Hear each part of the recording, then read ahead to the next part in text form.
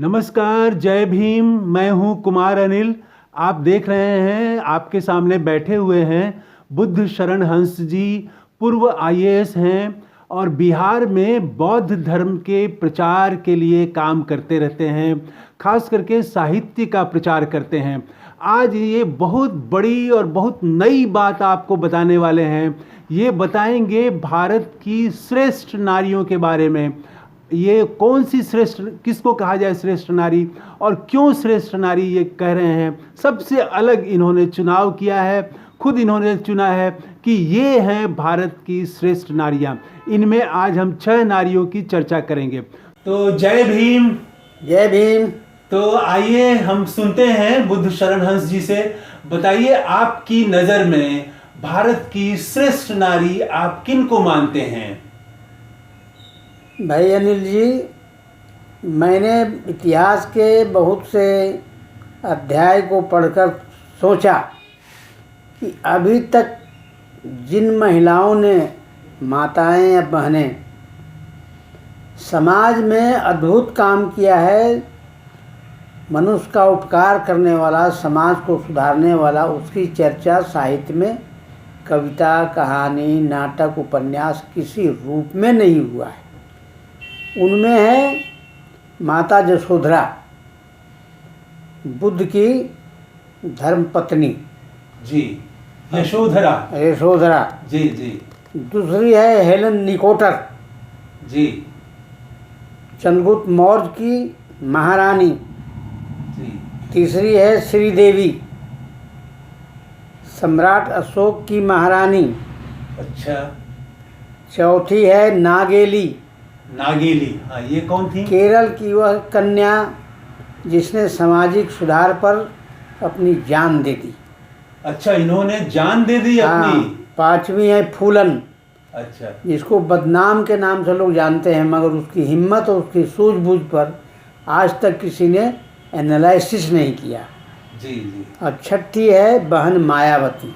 अच्छा। आलोचना तो बहुत लोग कर लेते हैं, मगर मायावती ने किस कारण से शादी नहीं की और राजनीति में रह गई और अपने दम पर रह गई, ये कल्पना की बात है और सोचने की बात है। जी, तो आप पहले यशोधरा के बारे में बताएं। तो मैं माता यशोधरा से चलता हूँ। जी। माता यशोधरा एक साधारण महिला थी। जी। गौतम बुद्ध एक साधारण व्यक्ति थे। जी। बहुत बड़े विचारक थे, मगर वो झूठ नहीं बोलते थे। जी। सबसे बड़ा उनका सत्य यही था। और यशोधरा ने उस सिद्धार्थ को बुद्ध बनाने में अपने बेटे सबका त्याग कर दिया। जी। मगर वो कभी रोई गाई नहीं और छेड़ी नहीं, रूठी नहीं और उनके रास्ते को आगे बढ़ाते रही। तो माता यशोधरा पर कोई कविता, कहानी, उपन्यास नहीं लिखता है, आज तक नहीं लिखता है। लिखना चाहिए। कितना बड़ा त्याग उनको, बुद्ध को बुद्ध बनाने में। पूरे विश्व में अगर कोई सर्वश्रेष्ठ 3 व्यक्ति को चुना जाएगा तो सबसे पहले बुद्ध आते हैं, उसके बाद ईसा मसीह आते हैं और तीसरे में प्रोफेट मोहम्मद आते हैं। तो इन दोनों पर तो बहुत चर्चा है जी, मगर बुद्ध पर चर्चा नहीं है। जी। तो माता यशोधरा को मैं उनका लाइफ, उनकी काम के बारे में लिखूंगा कि बुद्ध को, सिद्धार्थ को बुद्ध उन्होंने कैसे बनाया। जी। अब दूसरी महिला है हेलेन निकोटर। ये एथेंस की महारानी थी, राजकुमारी थी, यानी ग्रीस की, जो भारत से 6000 किलोमीटर दूर है। और इतनी दूर की वो कन्या को चंद्रगुप्त मौर्य की जानकारी कैसे मिली? कोई आवागमन नहीं, कोई जमीन का रास्ता नहीं, समुद्र का रास्ता, 6000 किलोमीटर दूरी, कैसे जानकारी मिली?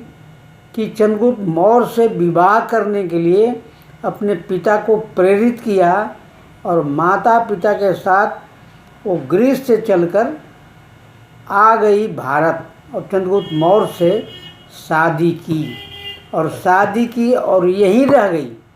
भारत में ही बस गई। भारत में ही रह गई और भारत में ही रह गई, बल्कि पूरे विश्व में बौद्ध धर्म को फैलाई। कैसे? अच्छा। इसलिए फैलाई कि बोध गया में जो हम महाबोधि महाविहार देखते हैं, वह माता महारानी हेलेन निकोटर की देन है। अच्छा। उसने अपने पोते को बाध्य किया कि तुम्हारे दादा चंद्रगुप्त मौर्य तो बना नहीं पाए, तुम्हारे पिता बिंदुसार बना नहीं पाए, मगर कम से कम तुम एक बहुत बड़ा बौद्ध विहार यहाँ बनाओ ताकि बुद्ध को विश्व का लोग याद करें। तो उन्होंने अशोक को लेकर पूरा राज सेना लेकर गई लुम्बिनी और वहाँ की मिट्टी लाई और मिट्टी ला के टोकन के रूप में यहाँ पर कार सेवा शुरू की और 2-2 साल रहकर वहाँ उन्होंने महाबोधि महाविहार बनवाई और वही महाबोधि महाविहार अब पूरे विश्व के लोगों का दर्शनीय स्थल है। अब बुद्ध धर्म का प्रचार है। जी। तो ये बहुत बड़ी बात है, बिल्कुल कि बहुत बड़ी बात है, मगर इसको इतिहास में साहित्य में कहीं पर कहानी कविता के रूप में स्थान नहीं दिया। जी। आम आदमी तो जानता ही नहीं है, तो मैं इनके बारे में साहित्य लिख रहा हूँ। तीसरी है माता महारानी श्रीदेवी, जो अशोक की पत्नी हुई। जी। कोई कभी कल्पना नहीं किया कि कैसी माँ थी श्रीदेवी, जिसने सम्राट अशोक के अनुरोध पर अपने बेटे महिंद को और बेटी संघमित्र को, जो मात्र 15 और 16 साल की उम्र के थे, उनको भारत से श्रीलंका समुद्र के रास्ते भेज दी। और समुद्र के रास्ते भेज दी तो कई बार श्रीलंका ही गई और जाके बच्चों से मिली, धर्म का प्रचार भी की, भारत भी आते रही, अशोक भी गए, मगर इस पर कथा कहानी उपन्यास कहीं कुछ देखने को नहीं मिलता है। तो मैं इनके बारे में विस्तार से लिख रहा हूँ। अशोक की धर्मपत्नी, अशोक की महारानी धर्मपत्नी श्रीदेवी। जी। चौथी है नागेली। जी। नागेली केरल के त्रावणकोर के रहने वाली एक साधारण परिवार की बेटी थी। तो केरल का राजा था मार्तंड, उसने एक राजाज्ञा जारी किया था इसके जन्म के पहले कि अगर कोई भी स्त्री ब्राह्मण की स्त्री को छोड़कर अगर ब्लाउज पहनेगी तो सरकार को टैक्स देना होगा या तो लाइसेंस लेना पड़ेगा। प्रभावशाली आदमी रहेगा तो लाइसेंस दे देंगे विदाउट टैक्स, और साधारण आदमी को 2 पैसे 4 पैसे टैक्स लेंगे तब वो ब्लाउज पहनेगी। और अमानुषिक ये आदेश जो कभी सोचा नहीं गया, और वही मार्तंड का बनाया हुआ मंदिर जो है आज तक सुप्रीम कोर्ट के आर्डर से खुला भी नहीं है।